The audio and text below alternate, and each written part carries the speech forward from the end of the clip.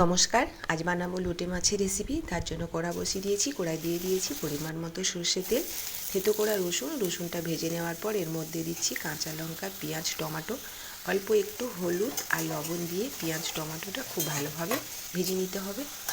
পেঁয়াজ আর টমেটোটা ভালোভাবে ভেজে নেওয়ার পর এর মধ্যে দিয়ে দিচ্ছি কাশ্মীরি লাল মির্চ পাউডার, পরিমাণ মতো হলুদ, স্বাদ মতো লবণ, আদা ধনে জিরে বাটা আর অল্প একটু জল দিয়ে মশলাটা আবারও খুব ভালো করে কষিয়ে নেওয়ার পর কেটে রাখা লোটে মাছগুলো দিয়ে নাড়াচাড়া করে ঢাকা লাগিয়ে রেখে দেবো 2-3 মিনিটের জন্য। তারপরে ঢাকাটা খুলে আবারও একটু নেড়ে চেড়ে এর মধ্যে দিয়ে দিচ্ছি আগে থেকে কেটে রাখা বেগুনটা দিয়ে খুব ভালোভাবে মিশিয়ে নিতে হবে। এইভাবে নাড়াচাড়া করে মাছের জলটাও শুকনো করে নেব আর বেগুনটাও ভালোভাবে সেদ্ধ হয়ে যাবে।